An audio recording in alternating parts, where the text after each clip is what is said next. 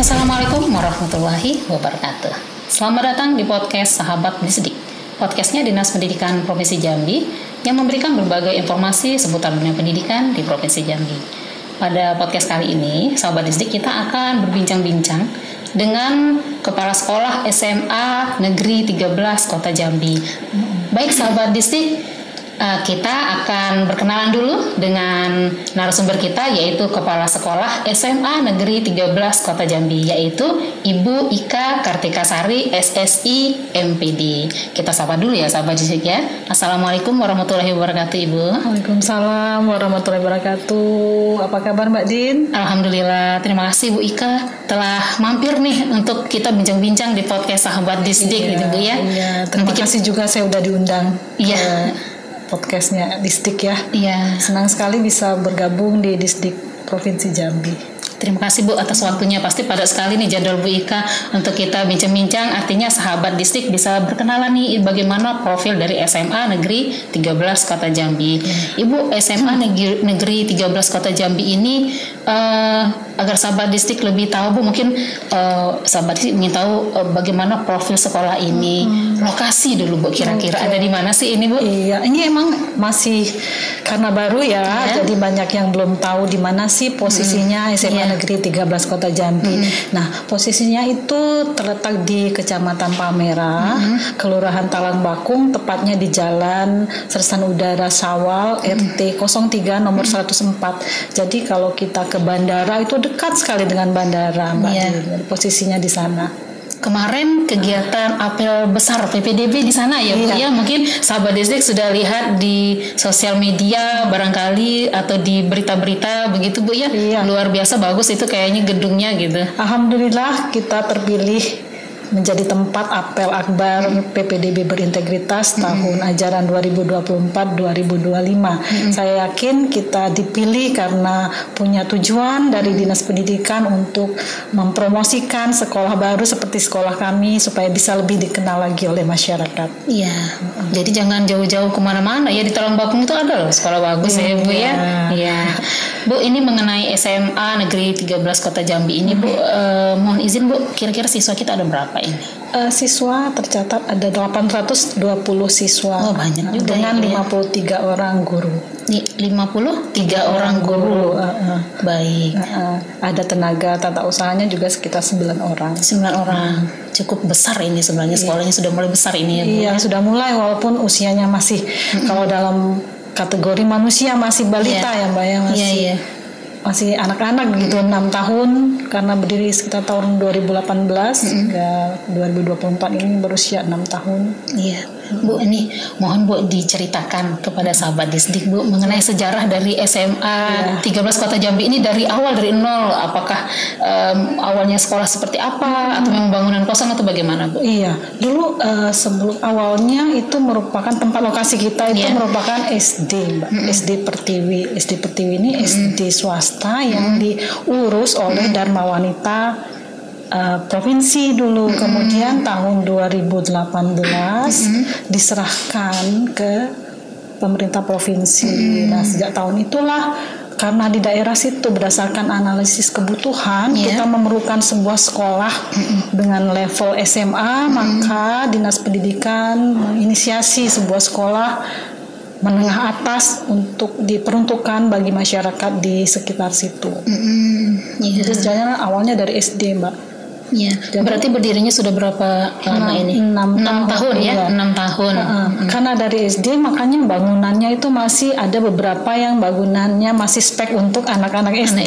Ya, kita bertahap berupaya supaya sarana prasarana SMA Negeri 13 Kota Jambi semakin hari semakin baik. Iya, gitu. Cukup masih muda ya. Masih muda, tapi kita berupaya supaya bisa selevel dengan sekolah-sekolah yang sudah duluan hadir di Provinsi Jambi. Betul. Sekolah baru tuh belum tentu Bu dia akan kurang populer, justru kadang-kadang dia langsung populer kan. Bu, nah mengenai visi misi nih, bagaimana visi misinya? Baik, kalau visi sekolah ya itu untuk terwujudnya peserta didik kita yang cerdas, berkarakter Pancasila dan berwawasan lingkungan.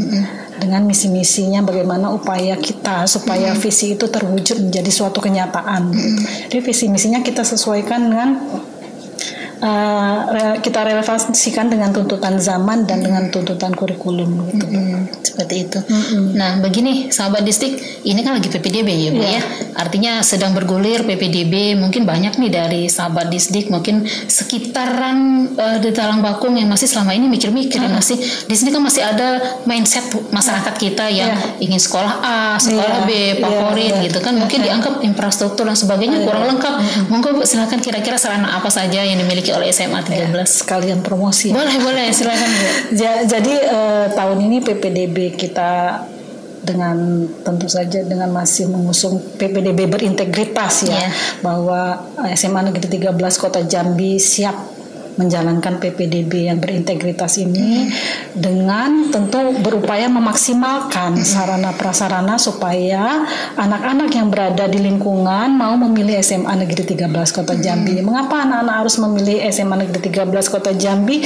Di samping bahwa zonasi mereka ada di seputaran SMA 13 Kota Jambi, juga sarana prasarananya sudah semakin lengkap. Ini berkat upaya Bu ya, Mbak Din, upaya dari dinas yang berupaya untuk selalu melengkapi fasilitas yang ada, dan juga kami dari pihak sekolah juga berupaya membuat kerjasama atau mengajukan sebentuk mungkin pengabdian masyarakat dari perusahaan-perusahaan yang ada di sekitar untuk membantu mensupport supaya sekolah kita ini fasilitasnya semakin lengkap.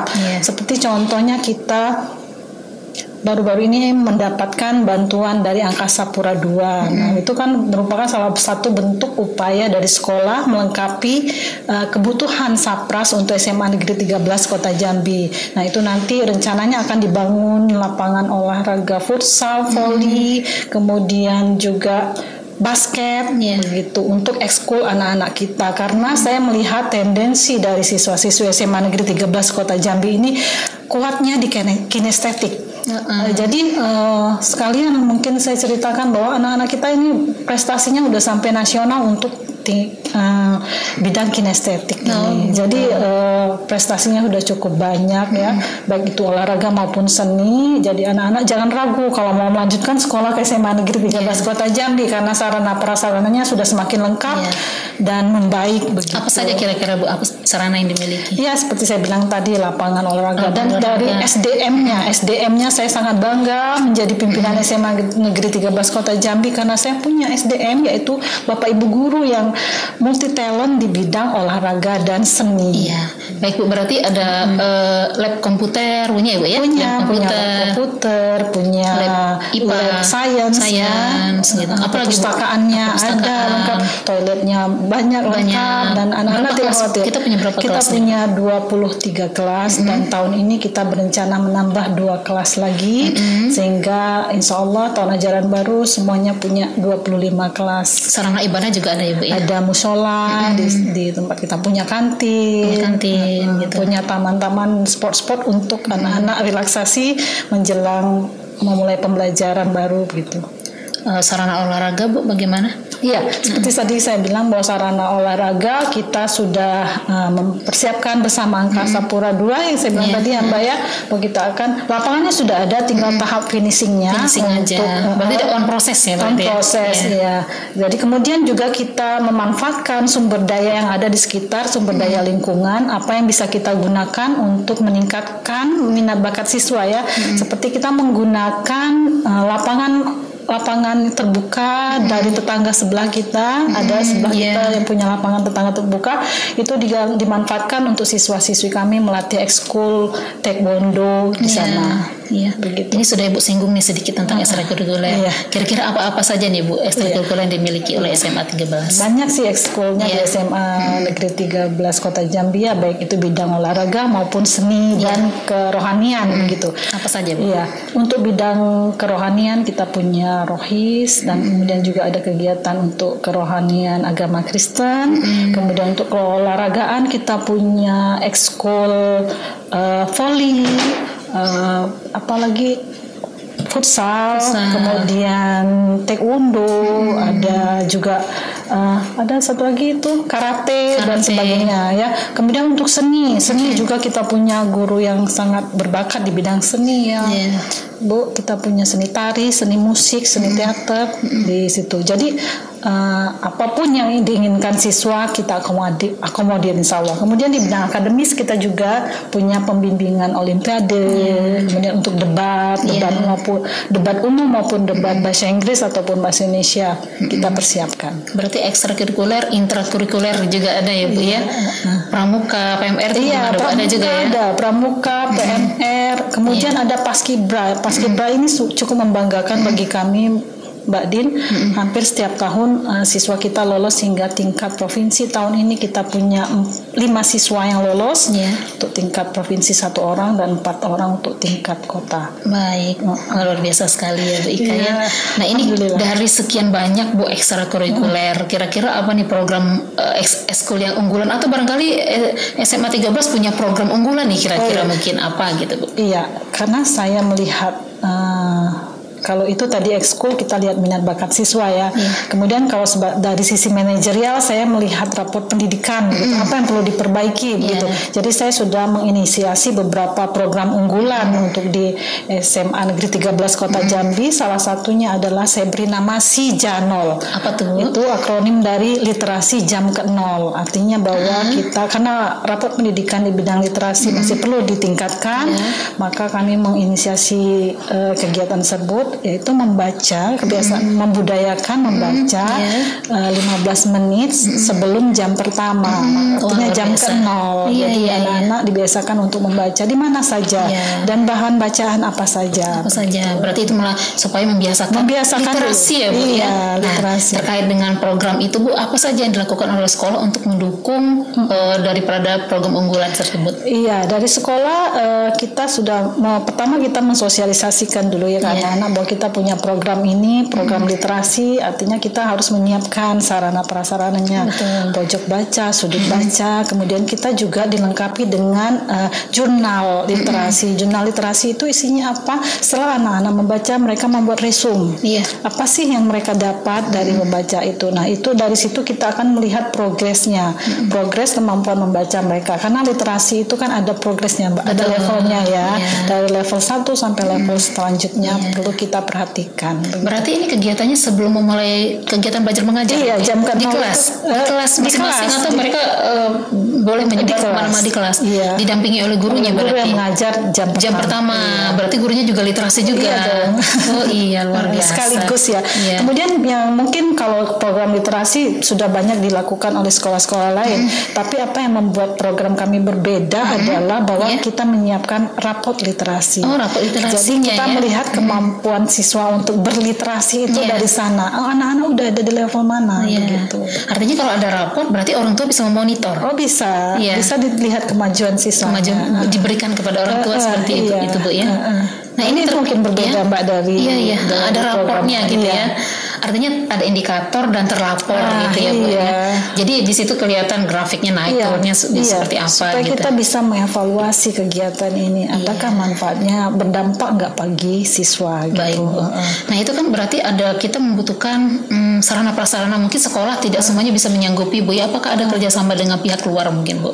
Kalau untuk buku-buku referensi sejauh ini masih bisa terakomodir dan seandainya nanti memungkinkan di tahun ajaran baru kami berencana nanti akan membuat semacam MOU ya sama perpustakaan, perpustakaan baik kota perpustakaan daerah ya. Mungkin mereka punya buku apa namanya istilah mereka tuh yang bisa di rolling begitu ya, dipinjamkan ke kita situ nanti bisa diganti lagi. Karena mengingat ini baca buku setiap hari, mungkin kalau stok yang ada mungkin akan habis Bu ya. Berarti butuh kerjasama dengan pihak luar, penerbit atau pihak manapun gitu Bu ya. Kalau enggak sisanya akan membaca itu terus betul. Dan anak-anak juga bisa mereka restock bukunya. Misalnya mereka punya bacaan di rumah, boleh. Kemudian bacaan itu juga tidak harus dalam bentuk print out buku ya. Digital juga Bu ya. Karena siswa menggunakan HP ya, boleh membaca e-book di dalam di HP melalui Dan HP. harus dipantau itu Bu ya, Harus supaya dia dipantau. tidak membaca yang lain-lain. Iya betul, harus ada ya. Ada guru, makanya ada gurunya di ada kelas guru Bu ya. di sana, ya. Iya baik Bu. Luar biasa sekali itu programnya, literasi itu luar biasa Bu ya, karena dengan literasi itu membuka jendela dunia. Dunia, gitu benar, kan. Mbak. Anak-anak menjadi Iya. banyak tahu apa saja gitu ya. Kita aja disuruh ikro, Betul baca ya. lah. Iya benar-benar. Kita harus membaca. Iya. Bu, ini terkait dengan prestasi siswa Bu. Nah kira-kira prestasi siswa yang telah pernah dicapai Iya. apa saja? Tadi beberapa prestasi siswa kita yang Mbak ya, saya lihat contekan. Boleh, karena silakan. banyak Iya, sekali betul, ya. betul, iya. Yang pertama juara 1 taekwondo di ajang Indonesia Liga di Papua. Kemudian juara 3 taekwondo Gubernur Cup. Iya. Kemudian ada lagi juara 2 Kejurnas Rektor Cup Unja. Iya. Kemudian ada kejuaraan volleyball antar klub di setingkat setingkat di Universitas UIN ya, di UIN STS. Kemudian ada lagi juara 1 kompetisi sains nasional, ini olimpiade Mbak. Olimpiade ya. Bidang biologi tingkat provinsi. Kemudian ini untuk akademik ya. Iya. Kemudian ada juara kompetisi sains nasional juga olimpiade bidang kimia. Itu tingkat kota kabupaten. Kemudian juara danton terbaik 2 di kompetisi UKS ya. Kemudian ada banyak sekali nih Mbak. Juaranya memang banyak. Juara 3 paskibra putra di kompetisi LKBB Iya. variasi sekota Jambi. Kemudian juara harapan 3 putra putri di kompetisi LKBB variasi sekota Jambi. Juara 3 lomba tari kreasi daerah. Kemudian juara harapan 1 futsal, medali emas pada kejurnas taekwondo Iya. di Polri, kejuaraan di Polri ya, di Jakarta. Iya. Kemudian medali perak pada kejurnas taekwondo TNI Polri di Jakarta. Kemudian ada medali emas pada pekan taekwondo pelajar. Kemudian medali emas pada pekan taekwondo pelajar juga. Kemudian juara 3 debat bahasa Inggris di Unja. Kemudian juara 3 tari kreasi di ajang Museum Perjuangan. Dan yang terakhir yaitu bukan lomba sih ya, paskibra yang tadi ada 4 orang siswa-siswi kita lolos, 1 orang di tingkat provinsi dan 3 orang di tingkat kota. Wah, luar biasa itu banyak. Dan 6 tahun terakhir itu sudah seperti itu ya prestasinya. Banyak sekali prestasinya. Dan alhamdulillah juga tahun ini kita dapat BOS kinerja. BOS kinerja berdasarkan prestasi siswa. Artinya bahwa prestasi kita sudah terbaca di pusat dan akhirnya pemerintah memberikan apresiasi berupa BOS kinerja tahun ini, Mbak. Iya. Wah, luar biasa sekali. Semoga nambah nih, terus menerus gitu ya. Alhamdulillah, amin ya. Baik Bu, selanjutnya, nah ini tentang siswanya nih Bu ya. Bagaimana dengan penegakan kedisiplinan siswa di SMA Negeri 13? Mungkin dari orang tua nih, mungkin supaya tidak ragu-ragu kan. Wah, ini mantap nih disiplinnya supaya anaknya tidak kemana-mana gitu ya. Silakan Bu. Penegakan disiplin ya. Kalau bicara soal disiplin, pertama yang perlu berdisiplin adalah gurunya. Guru, ya betul. Ya guru, kepala sekolahnya, tata usahanya supaya menjadi role model bagi siswa-siswi kita supaya berdisiplin. Kita mengupayakan siswa juga untuk berdisiplin melalui tata tertib yang kita buat. Berarti harus ada regulasinya. Iya, ada regulasi yang kita buat dan disepakati bersama-sama dan orang tua juga tahu. Tata tertib itu kita sosialisasikan kepada orang tua melalui komite begitu. Kemudian mengenai disiplin, karena kita menggunakan kurikulum Merdeka ya, sekarang juga ada namanya itu budaya positif. Budaya positif di sekolah yang sudah mulai kita biasakan kepada siswa untuk mengetahui apa yang dilakukannya dan apa yang akan terjadi jika mereka melanggar.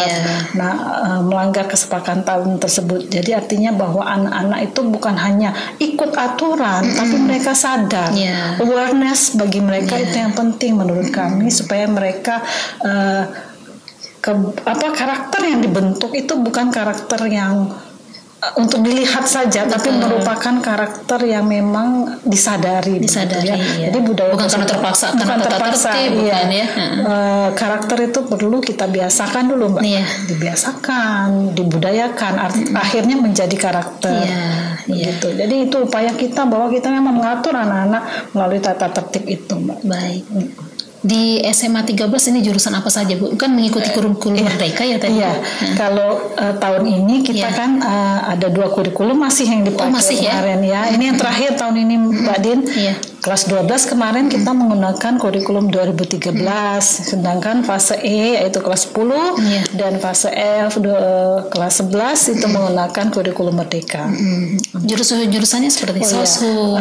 Kalau kurikulum 2013 ada IPA, IPS. Kalau untuk kurikulum Merdeka kita punya jurusan kesehatan, teknik, saintek, ada ekonomi, ada Soshum.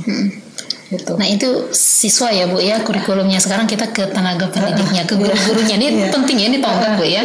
Nah ini kira-kira untuk meningkatkan kualitas dari guru-guru ini apa yang dilakukan SMA Negeri 13 ya? Programnya apa gitu? Iya, ketika saya masuk ke SMA 13 pertama yang saya lihat, yang saya buka adalah apa yang kita punya. Maksudnya apa? Gimana SDM kita gitu. Jadi ketika saya lihat bahwa guru-guru saya begini begitu. Jadi program apa yang mereka butuhkan untuk meningkatkan kualitas ya ujung-ujungnya kita meningkatkan kualitas guru dan bermuara pada peningkatan kualitas belajar mengajar dan berujung kepada peningkatan kualitas siswa kita. Jadi upaya yang saya lakukan adalah menggerakkan karena kebetulan saya guru penggerak ya Mbak ya. Jadi saya menggerakkan, pertama saya membentuk tim dulu Mbak. Tim yang terdiri dari beberapa guru penggerak yang ada di sekolah.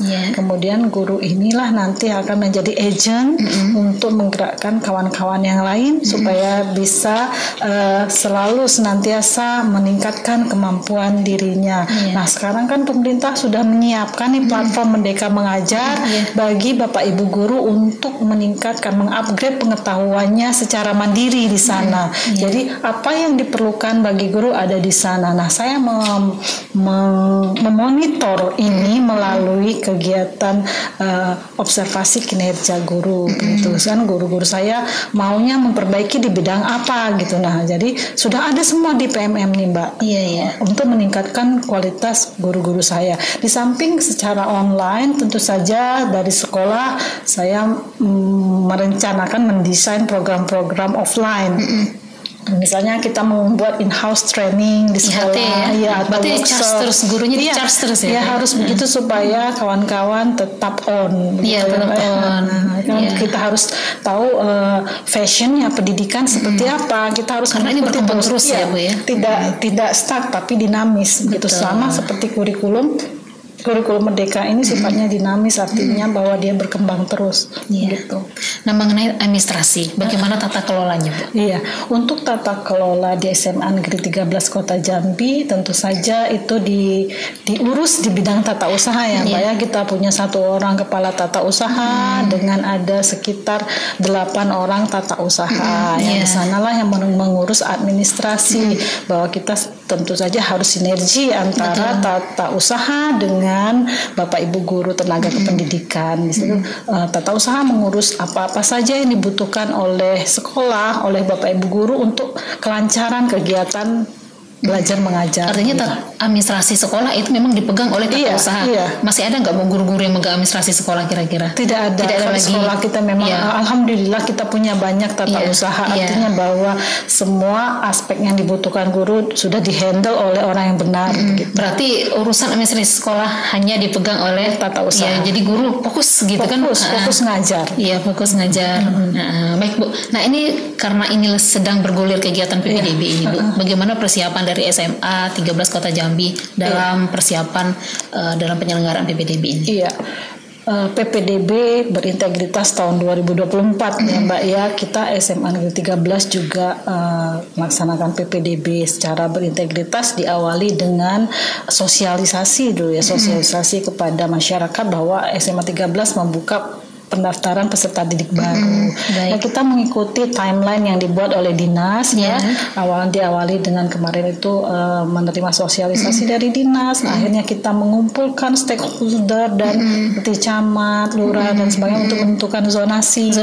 Ya. Kemudian setelah menentukan zonasi, kemudian keluarlah zonasi kita. Kemudian kita sosialisasi kepada masyarakat bahwa ini loh SMA 13, ayo masuk ke sini ke SMA 13, jangan ragu untuk mensekolahkan siswa-siswi di SMA 13 karena tujuan sebenarnya dari zonasi adalah memeratakan pendidikan. Tidak ada lagi sekolah yang favorit dan sebagainya, tetapi siswanya sudah merata. Jadi jangan ragu lagi untuk mensekolahkan anaknya di SMA 13. Setelah itu setelah sosialisasi, kita mengikuti timeline-nya bahwa sejak tanggal 10 kemarin kita sudah buka PPDB untuk jalur afirmasi dan pindah tugas. Iya. Bu, nah ini tadi Ibu sudah menyinggung tentang sosialisasi. Apa saja bentuk-bentuk sosialisasi yang telah dilakukan? Iya, kebetulan SMA 13 punya tim humas yang sangat bagus, solid dan mereka juga termotivasi tinggi untuk senantiasa mendukung SMA 13 supaya dikenal orang begitu ya. Kita buat sosialisasinya itu baik secara offline maupun online. Offline-nya tadi saya sudah singgung sedikit bahwa kita sosialisasikan kepada Pak Camat, Pak Lurah, Pak RT dan sebagainya. Berarti ada pamflet gitu ya. Door to door dan sebagainya. Kemudian melalui media sosial baik dari TikTok, IG, Semantilas begitu Mbak. Jadi sosialisasinya dari berbagai mode gitu berarti ya seperti itu ya. Langsung dan juga tidak langsung berarti. Baik, selama Ibu menjadi kepala sekolah ini Ibu sejak kapan menjadi kepala sekolah di SMA 13? Saya SK-nya 22 Januari 2024 baru sekali ya. Nah ini apa Bu perkembangan selama Ibu jadi kepala sekolah ini cukup singkat sebenarnya kalau pertanyaan seperti ini. Pertanyaannya ya. Yang kata apa sudah dilakukan ya. Ternyata singkat ya Bu ya ternyata ya. Bagi saya bahwa saya memandang bahwa dalam satu kepemimpinan itu tidak hanya membangun fisiknya saja. Ada hal penting yang perlu kita bangun dari suatu instansi. Apa itu menurut saya itu adalah non fisiknya ya. Pertama sekali saya datang yang saya bangun adalah software dari sekolah itu. Softwarenya apa? Adalah hubungan. Hubungan emosional antara kepala sekolah, guru dan warga sekolah yang lain. Saya ingin membangun kepercayaan kepada guru-guru bahwa kita bisa bekerja sama untuk niat yang baik, tujuan yang baik untuk memajukan sekolah dan meningkatkan kemampuan peserta didik kita ujungnya ya Mbak ya. Itu yang perlu dibangun dulu supaya kawan-kawan mau bekerja sama begitu, termotivasi. Jadi kalau untuk Sapras menurut saya kalau punya dana gampang ya Mbak ya untuk membangun merubah ini bangun itu gampang, tapi yang lebih sulit adalah membangun yang non fisik itu tadi.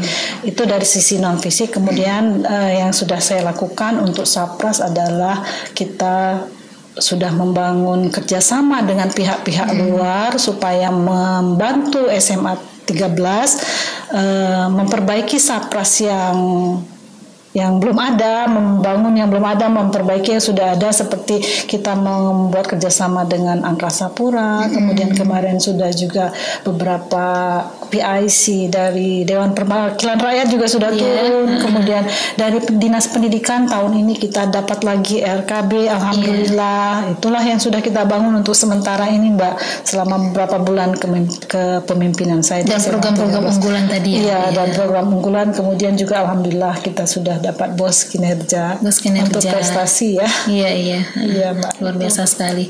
Nah ini mumpung PPDB nih Bu, kira-kira ada nggak informasi tambahan yang ingin Ibu sampaikan kepada masyarakat Provinsi Jambi dan sahabat distrik? Iya, terima kasih Mbak kesempatannya.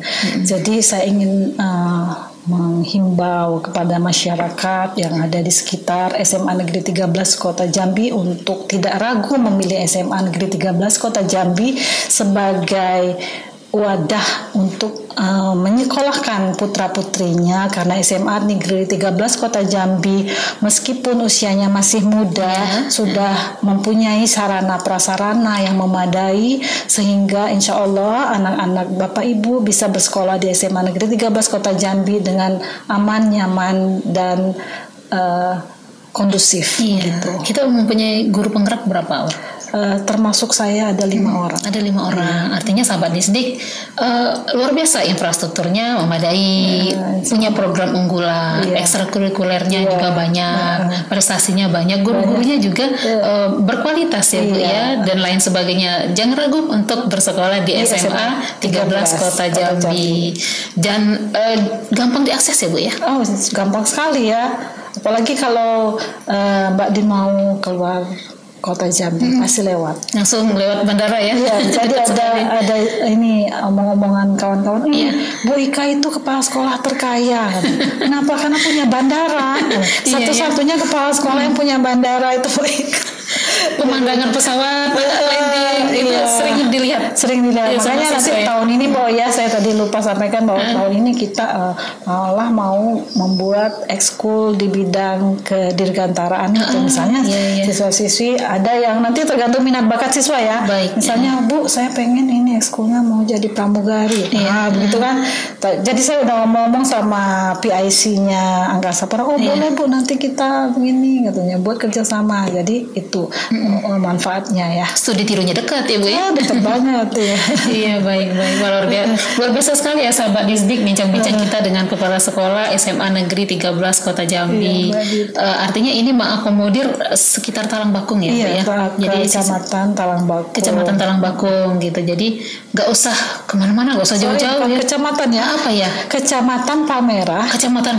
Kelurahan Talang Bakung dan beberapa kelurahan yang lain. Iya. Wah, berarti bisa nih sahabat Disdik ya, langsung aja ke SMA Negeri 13 Kota Jambi, gak usah jauh-jauh ngurus-ngurus gitu ya. Gak usah, ada SMA 13 sudah bagus. Semua datang dulu. Datang lihat bagaimana kondisi SMA 13 Kota Jambi. Baik Ibu, terima kasih bincang-bincang kita dan sangat bermanfaat sekali ya sahabat Disdik ya. Semoga yang disampaikan oleh Ibu Ika itu bisa bermanfaat bagi masyarakat Provinsi Jambi, terutama sekarang bagi yang ingin atau yang sedang mendaftar PPDB seperti itu. Baik, terima kasih ya Bu. Sama-sama Mbak Din, terima kasih diberi kesempatan bergabung di podcastnya. Next time mungkin kita akan dengan program-program unggulan ya Bu kalau ada Bu, jangan bosan-bosan kita undang ya Bu ya. Terima kasih. Baik sahabat Disdik, terima kasih telah menonton channel podcast sahabat Disdik. Itulah informasi yang telah kita berikan, dan jangan lupa di like, comment, share, dan subscribe. Mohon maaf apabila kami ada kesalahan dan kekilafan. Saya Diania Firdanisa dan juga tim podcast BTIKP Dinas Pendidikan Provinsi Jambi, kami pamit undur diri dengan mengucapkan wassalamualaikum warahmatullahi wabarakatuh. Terima kasih Ibu.